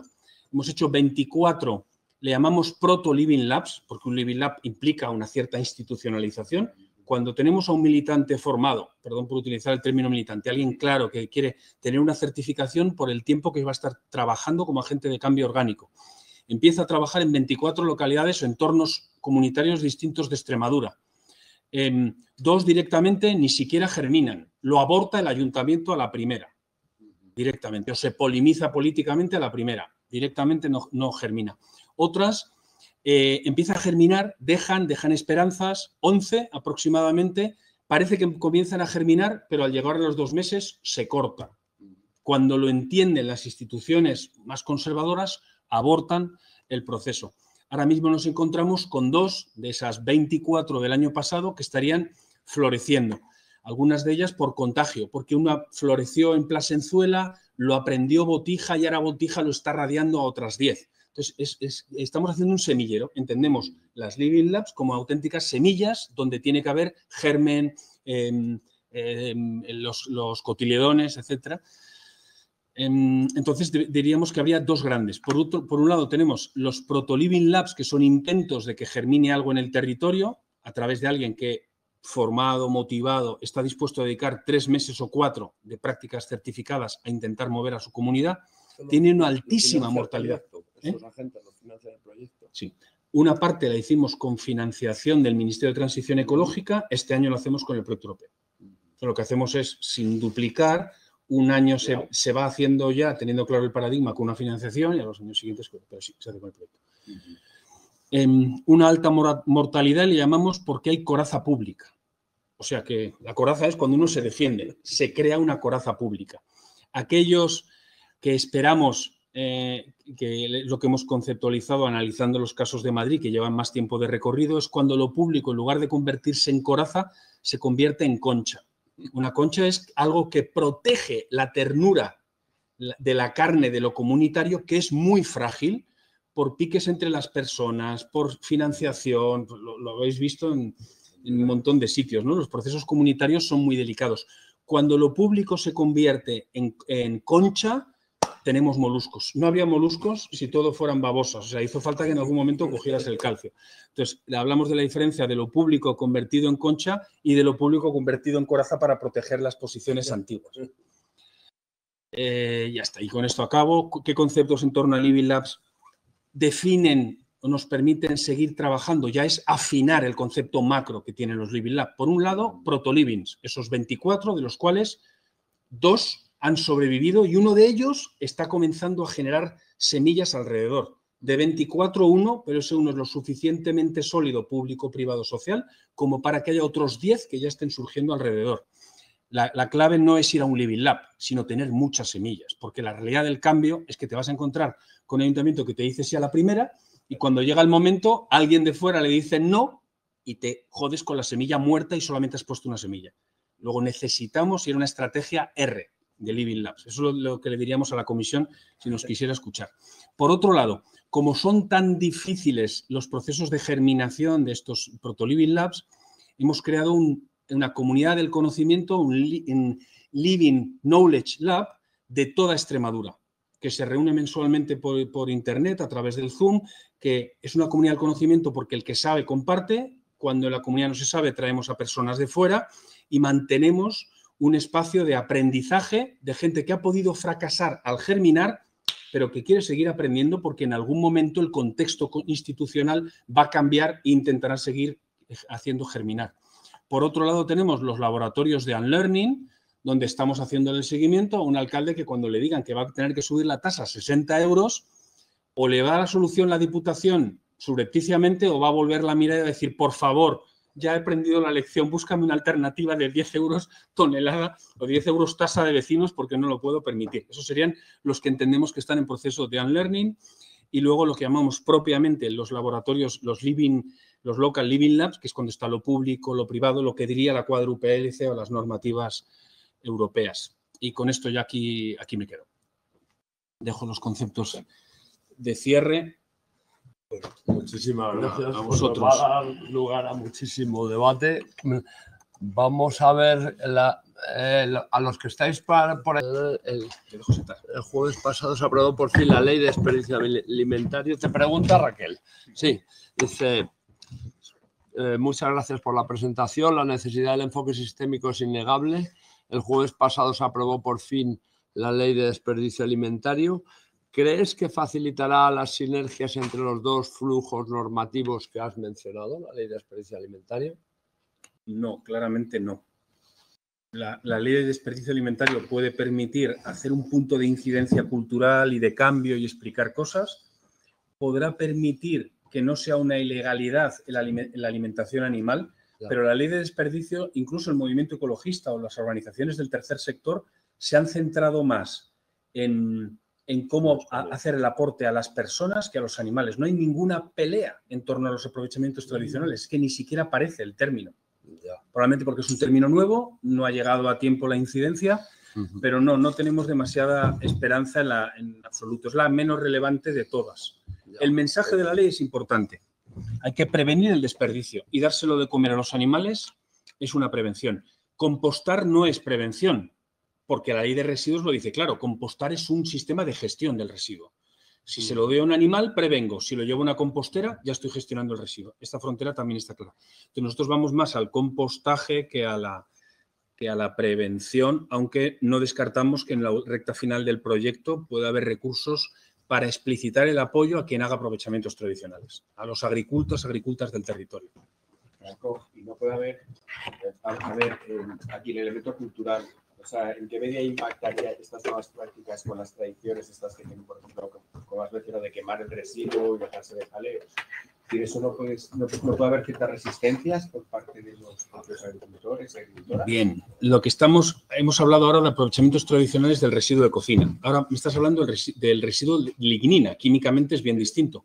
¿Qué planteamos a los ayuntamientos en Extremadura? Porque lo hemos aprendido de ello, lo que estamos haciendo es teorizarlo para poderlo luego ampliar.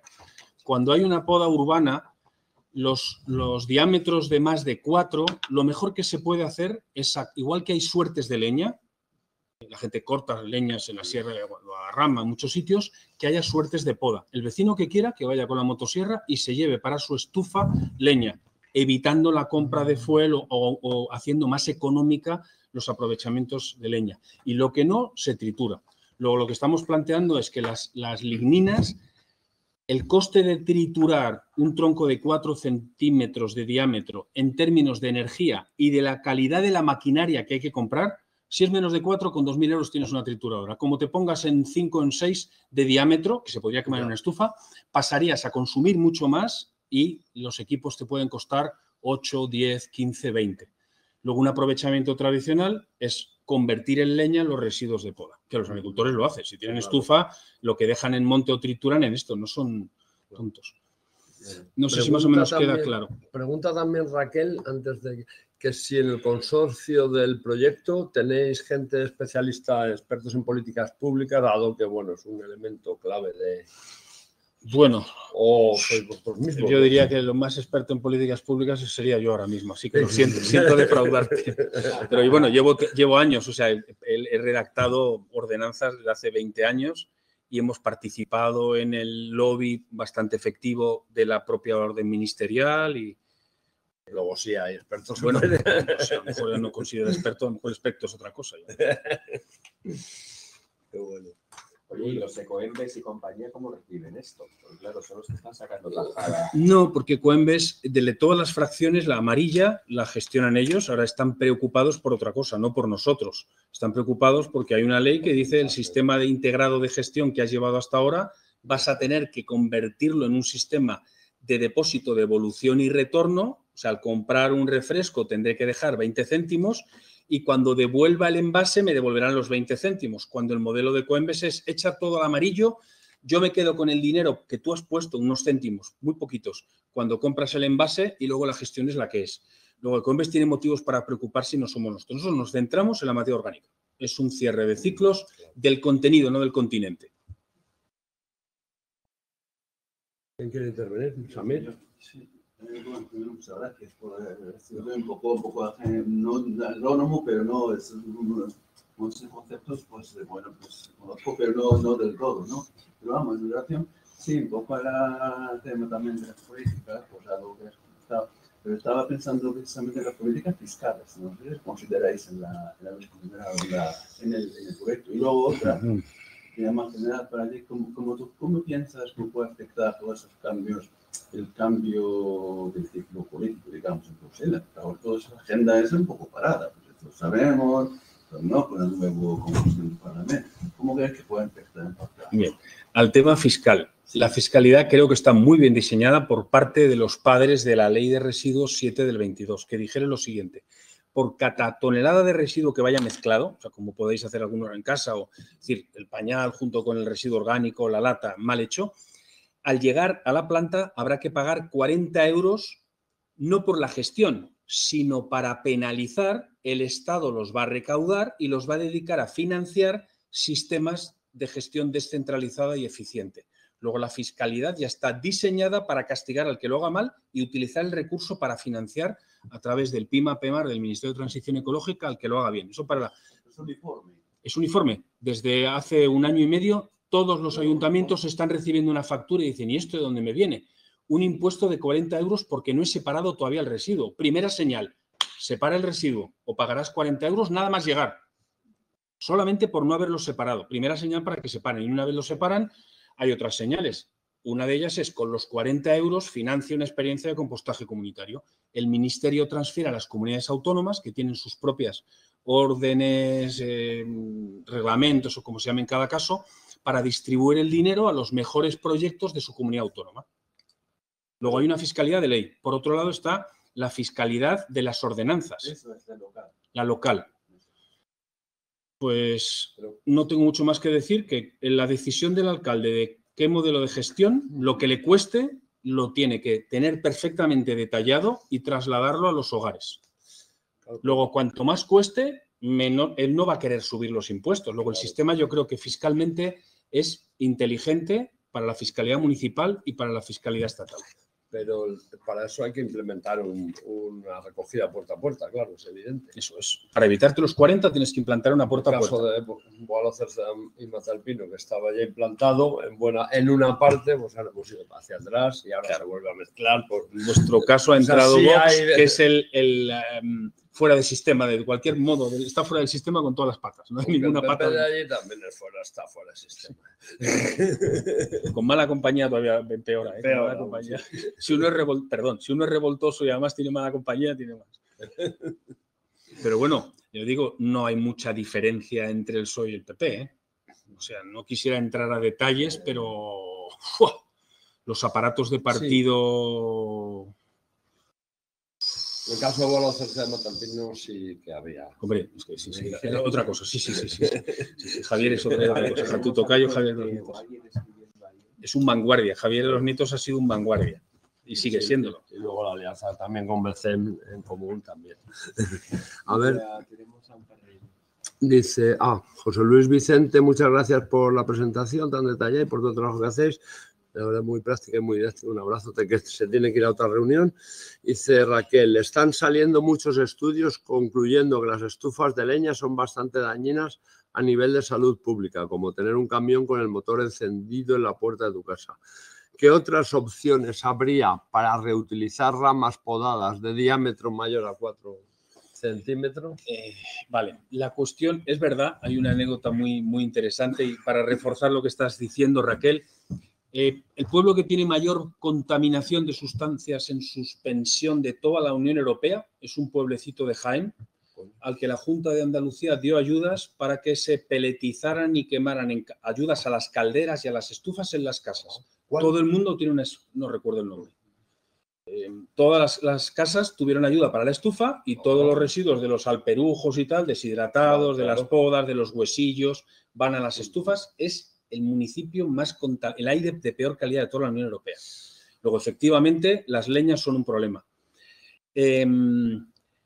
Pero, por otro lado, desde el punto de vista de los cierres del ciclo de carbono, ¿se puede resolver con filtros de final? ¿Se puede resolver con sistemas no de filtros, sino directamente de conductos que hagan que precipite antes el... Porque eso es una cuestión de eficiencia. Sabemos que hay fábricas que si tienen un sistema eficiente están emitiendo partículas en suspensión ínfimas. Es la baja eficiencia de la salida. Pero yo, de luego, soy de los que cree que es mejor quemar biomasa que quemar fuel. Sin lugar a dudas, sin lugar a dudas. Es más, por daros información muy reciente, en Soto del Real estamos ayudando está Javier Benayas, catedrático en la Autónoma, ha diseñado un sistema muy bien pensado y estamos calculando las emisiones de carbono que tiene el sistema de la gestión de podas. El sistema de cambio en el que se sustituyen gasóleos o se sustituyen, está permitiendo que se hayan reducido el orden de 10 veces las emisiones de gases de efecto invernadero en la gestión de poda respecto a los otros. Entonces, ¿se puede resolver tecnológicamente que las estufas calderas emitan menos partículas en suspensión? Yo creo que el problema es un problema, en este caso, técnico, no de la fuente de suministro de energía. En Soto del Real, casi el 40% de todos los residuos de poda están yendo triturados a calderas de biomasa. Luego hay una demanda de material triturado de poda agraria y de jardinería que las estufas de astillas demandan. No es un material certificado, pero son muy robustas, son equipos muy robustos. Entonces, no te lo resuelvo del todo, pero me mojo. Sí. Silvia, por favor. Comentar algo, pero si he llegado después, no he cogido el inicio de la presentación, estaba atascada. Sí. Vengo de lejos. Pero lo que me pareció de lo que he cogido de la idea es que me pareció fantástico la idea de descentralización, de esta gestión y planificación territorial de la gestión de los residuos, que lo veo para muchas otras cosas, además de los residuos, ¿no? Esta planificación local, regional, pero también veo... me da la sensación que está muy vinculado a un tipo, a una forma de ver las cosas, a una forma de producir también, ¿no? Es decir, este tipo de residuos lo incorporas a una agricultura agroecológica, local, pequeña, pero luego seguimos teniendo algo paralelo que requiere, por ejemplo, la gestión. No voy a dar de comer a los cerdos este residuo porque me quita el sistema altamente controlado de la gran industria, ¿no? Entiendo que también la incorporación de residuos a industrias más grandes también tenga una serie de restricciones, ¿no? No sé si esta industria está cogiendo los residuos también que se generan a nivel local o se queda solo en estas producciones alternativas. Quería entender, sí. Porque si no siempre tenemos como dos sistemas paralelos, ¿no? Sí, se están acercando empresas del entorno de las grandes de la energía buscando soluciones. ¿Os acordáis del heurístico que os he planteado con flechas azules? Ellos están planteando las grandes inversiones para grandes rendimientos con las flechas alejadas, pero son conscientes de que les ayuda a acercarse a procesos más descentralizados mezclando flujos. Eso lo tienen claro. Tienen clarísimo. Eso por un lado. Y por otro lado, si empezamos a trabajar tanto el tema de los residuos, porque venimos mucho de lo alimentario, de lo agrario y lo alimentario, más de lo agrario que de lo alimentario, porque nos dimos cuenta de que tenía un techo el cambio cultural de alimentación. O sea, el número de socios de una cooperativa alimentaria llega a un tope. El número de socios en la CSA en Torremocha de Jarama llega a un límite. Hay un límite cultural al cambio alimentario. Entonces, necesitamos la sinergia de los dos ojos que den profundidad, porque si a la vez de trabajar los aspectos de cambio cultural alimentario, trabajan los de los residuos, hay gente que va a entrar por el residuo porque le va a reducir costes. Y el aparato legislativo sí que está enfocado para el cambio. En el alimentario no. O sea, tenemos menos capacidad seguramente de incidencia normativa en el cambio alimentario porque se nos escurren como, en fin, no. En cambio, en los residuos, el ecosistema legislativo que os he planteado lo deja en mejores condiciones que en la otra parte del ciclo, ¿no? Entonces, ese es el motivo en parte por el que nos hemos centrado ahí. Cuando un agricultor coge la materia orgánica, casi siempre viene de estar buscando suministro local. ¿Tenemos agricultores que quieren tratar 1000 toneladas de asaja? Sí, y dicen, tráeme 1000 toneladas, págamelo a 50 euros. ¿Cuántos son? 50.000 euros de ingresos. Tráeme el residuo, que lo quiero. Pero la ley tiene una ventaja y es que dice, no vas a poder venderlo, agricultor, lo venderá la planta. Tú lo tienes que aplicar en tu finca. Luego le está obligando a que haga una transición en el manejo del suelo. Si le enseñas a compostar, está metiendo carbono estructurado en el suelo. Será uno de los que le salen sarpullidos si se habla de agroecología o de agricultura ecológica. Pero como tenga que meter la materia orgánica en el suelo, el inicio de la transición la ha hecho. Entonces, le estás colando a algunos de los convencionales soluciones. Luego, lo vemos como una sinergia total desde el punto de vista táctico y estratégico. Te iba a preguntar, has comentado al principio, bueno, que estoy totalmente de acuerdo entre la relación inversa entre el cambio tecnológico, el capital tecnológico, perdón, capital tecnológico financiero y el capital social, ¿no? Que se da en muchísimos de los casos. ¿Qué soluciones habría que impulsar en líneas generales? Bueno, tanto en esto como en otras soluciones agroecológicas para impulsar una cierta quiebra que nos permita ser eficaces y eficientes agroecológicamente incorporando determinadas innovaciones tecnológicas. Por ejemplo, las cercas virtuales de los pastores o, yo qué sé, o la utilización de drones para determinadas... Es decir, ciertas tecnologías o cuestiones relacionadas ahora que se nos abre un mundo con la inteligencia artificial. Bien. ¿Es posible quebrarla de alguna manera y cómo? Sí, hay una solución de alta tecnología en el tema del compost. Ahora le estamos pidiendo a los agricultores que hagan un seguimiento semanal de temperaturas, de olores, que aprendan a catar, igual que aprenden a gestionar un queso o un animalito, por un lado, y están tomando los datos organolépticamente, porque los laboratorios, o sea, el capturar gases a través de sistemas no lo va a poder hacer un sistema descentralizado, lo podrá hacer una gran inversión intensiva en capital. Entonces, pero ahora mismo hay soluciones tecnológicas a través de Androids que lo pones y es capaz de medirte la temperatura en tiempo real. En Limidra ya lo tenemos. Entonces, continuamente estamos monitorizando la temperatura de las pilas. Eso también evita que se puedan dar picarescas, como que el agricultor te diga una temperatura, no ha volteado, sabe perfectamente qué relación hay entre el volteo y la temperatura, te está dando una temperatura para pasar. Entonces, permitiría hacer un mayor control. No lo hemos aplicado en ningún sitio, salvo en la planta de Limidra, que es experimental y tiene más capacidad inversora. Hace 3 o 4 años lo planteamos con la Miguel Hernández, que son especialistas en compost, muy especialistas, pero todavía no hemos conseguido recursos ni el contexto como para que un agricultor lo haga suficiente tiempo como para que pueda compensar ahora mismo esto. O sea, estamos en un momento de cambio cultural antes que el cambio tecnológico. Las tecnologías están identificadas, pero no se da ahora mismo las condiciones para poner estos Androids de control térmico. Y luego va a tener que seguir haciéndolo a través de... Es una solución basada en naturaleza. Es catar el compost, entender los olores que significan. Un buen vino no sale de un laboratorio de bata blanca. Un buen vino sale de un enólogo que tiene una capacidad, un instinto, un adiestramiento del olfato, la vista y el gusto magnífico. Luego, si para la industria alimentaria utilizan organoléptico, no vayamos a sustituir demasiado porque tenemos una interacción con el compost. Aunque no lo comamos, somos sensibles al petricor, a la geosmina, a sustancias químicas en las que el ser humano, dirás, es que yo no tengo nada que ver, yo como. No, tenemos los sensores para identificar un buen compost. Hacemos en Composta en Red, este será el 2º año, catas de compost para determinar cuáles son los compost de máxima calidad y se hacen catas a ciega y la gente están de acuerdo en cuáles son. En 30 horas se consigue. No, en 30 horas no hacemos cata de... No da. Se necesitaría una formación a los agricultores para esto, ¿no? Sí, hay. Y Midra llevamos 6 años haciendo formación a agricultores. ¿Cuántos te crees que vienen?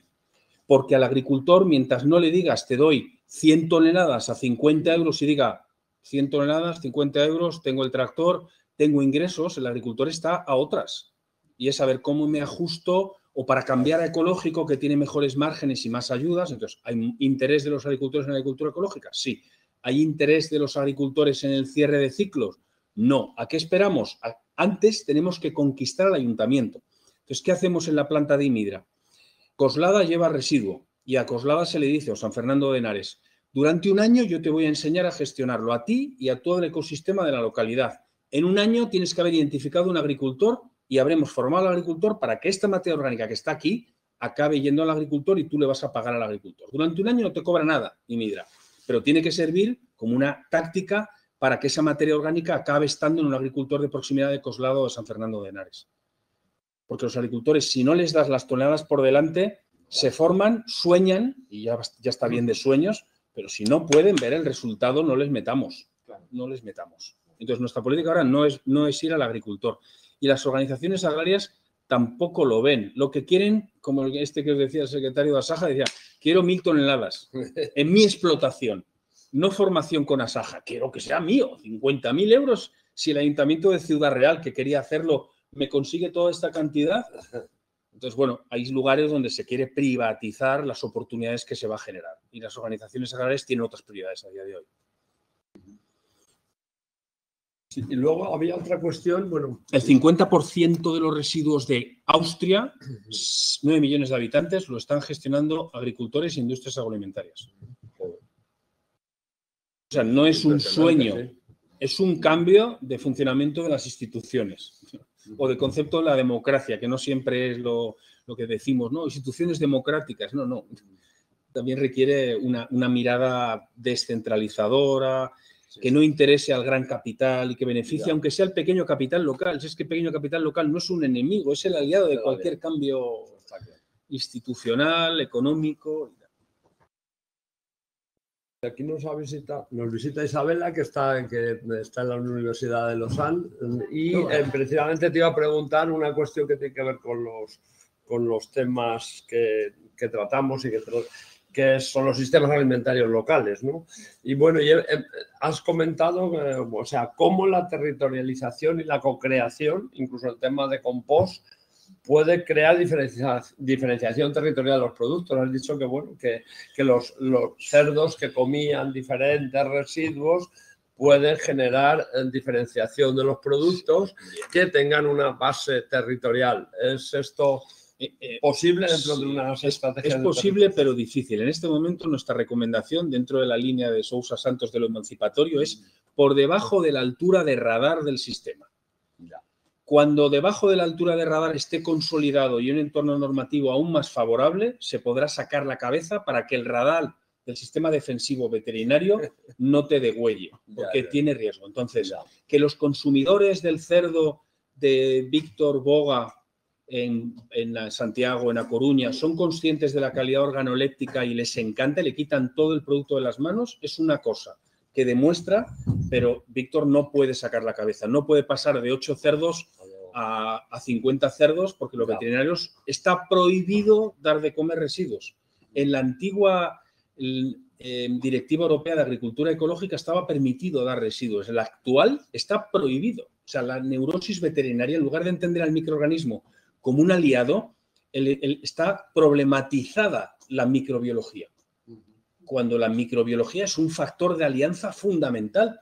Pero eso es una pelea que hay que dar a las universidades y lo tienen que dar los investigadores en el propio marco académico entre los departamentos. Es una pelea en la que nuestra recomendación es por debajo de la altura de radar. Aprovechamiento tradicional, venta directa casera, casolana y que la gente lo vaya apreciando. Entonces el cambio cultural no se hace siempre sacando la cabeza porque te la cortan.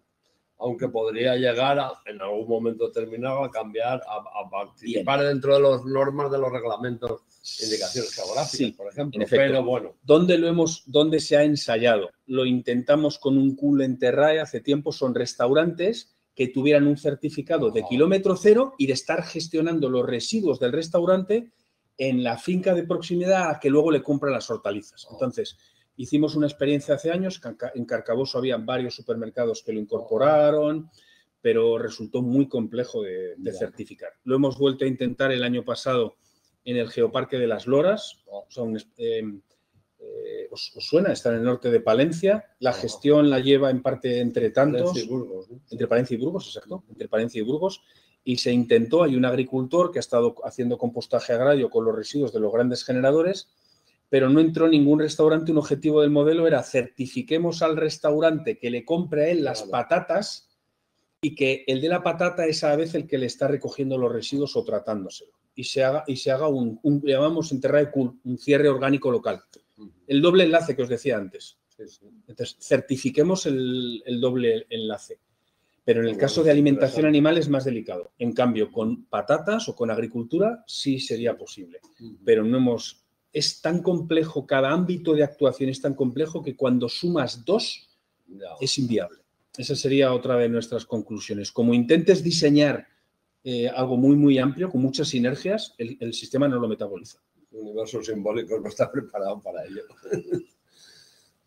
Quería hacer un comentario. Sí, gracias, Carlos, por presentarme. Isabela, me acompaña Tomás, que somos de Berlin for Sustainability, que es una consultora suiza, y estamos colaborando en un proyecto europeo que se llama TI Smart, y nuestro rol en el proyecto es el de hacer una librería o inventario de prácticas sostenibles para indicaciones geográficas. Y, bueno, prácticas sostenibles incluye obviamente ambiental, social, económico, también gobernanza. Estamos ahora en específico en indicaciones geográficas de denominaciones de origen. Y, bueno, estoy de acuerdo que, al igual que con el compost, estas iniciativas bottom-up son mucho mejores que las, o sea, top-down, ¿no? Que las que vienen del productor, porque viendo los beneficios que tiene, es mucho mejor que venga desde arriba. Bueno, que igualmente, como usted dijo, también se van contagiando. Y le quería preguntar, como vi que hizo muchos casos en España, si hay algún caso, porque ahora me interesa más que nada las sinergias de producciones. Si hay algún caso, por ejemplo, no sé, residuos como habló del aceite de oliva, que se llama el perujo. Sí, era el perujo, con alguna otra producción. No digo, no necesariamente de una indicación geográfica, pero que se haga algo con el residuo, como una reutilización, aplicando los principios de economía circular, como una sinergia entre producciones, o que pueda pasar en el vino, o queso con vino, algo así de manejo de residuos entre uno y otro, que funcione, si conoces, si existe. Sí. Lo que no sé si está abierto, porque ha habido cambio político en Pontevedra, Galicia, en la provincia que linda con Portugal. Sí. Carlos Pérez, que fue gerente de Revitaliza, una empresa pública de la Diputación que estuvo trabajando el compostaje doméstico, el comunitario, y cuando saturó las posibilidades del comunitario pasó a hablar con las bodegas de Ribeiro. Hay bodegas que están tratando 500 toneladas de residuos de la propia bodega, agrarios y alimentarios, con residuos urbanos de la Diputación. Había 3 empresas que se habían ya aprobado las licitaciones, pero como ha habido cambio político en Pontevedra, no estoy seguro de si ha seguido o no. Sería un buen ejemplo donde ha habido más continuidad, no es algo puntual, una semilla pequeñita, sino que estamos hablando de una bodega que ha invertido mucho dinero. Luego, en esos contextos, cuanto más capital se invierte, más posibilidades de que tenga continuación el sistema. Cuando lo hace un hortelano que no llega a final de año, porque pues es que si se acaba el hortelano se acaba el sistema, y si el sistema se acaba, el hortelano se hunde. Entonces, Pontevedra creo que podría ser un buen sitio para rastrear. Revitaliza. Eso es. Mezclado con el residuo urbano, es el urbano junto con el residuo alimentario. Hay una sinergia. ¿Lo están certificando? ¿Cómo están informando al consumidor esas bodegas? Sería muy interesantísimo conocerlo. Yo no lo sé. Ahora mismo no lo sé. Iré a Galicia, espero, en 2 meses. Lo preguntaré, pero no tengo claro que vaya a tener la respuesta.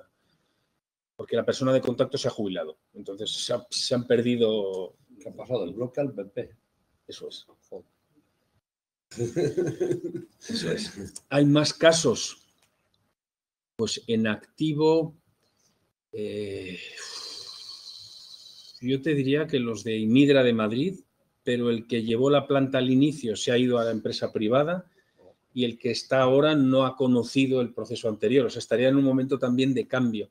Pero en Coslada se le podría preguntar al Ayuntamiento de Coslada en qué medida el catering ha incorporado la explicación a los niños que participan en la recogida, al que le dicen, oye, que no se te caiga la tarrina de yogur, que va a ir a una compostera.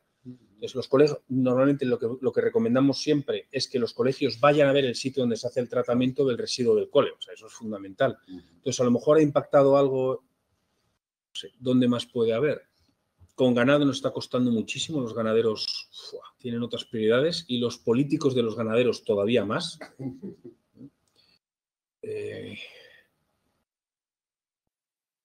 Déjame que les siga dando vueltas porque no te creas que está demasiado.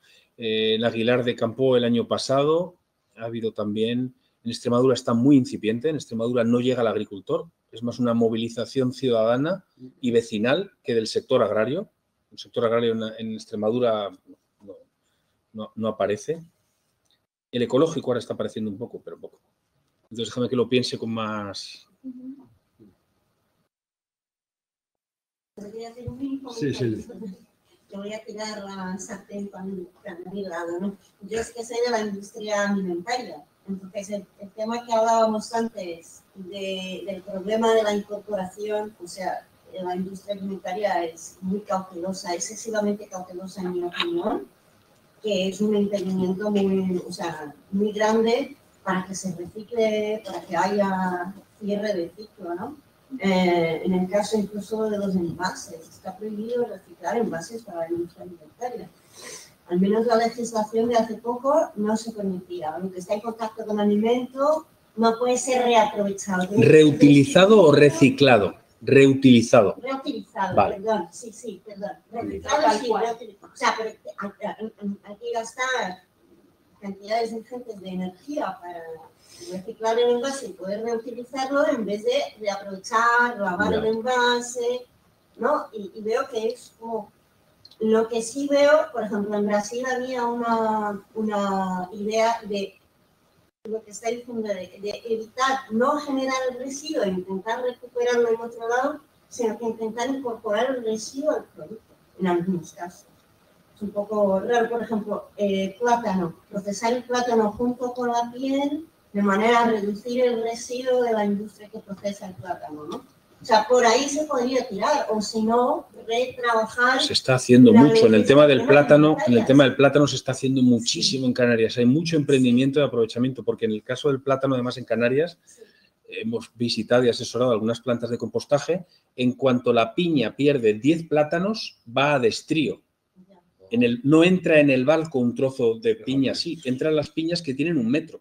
30 centímetros de piña de plátano, que puede tener 30 plátanos, no está homologado para el transporte y van a destrío.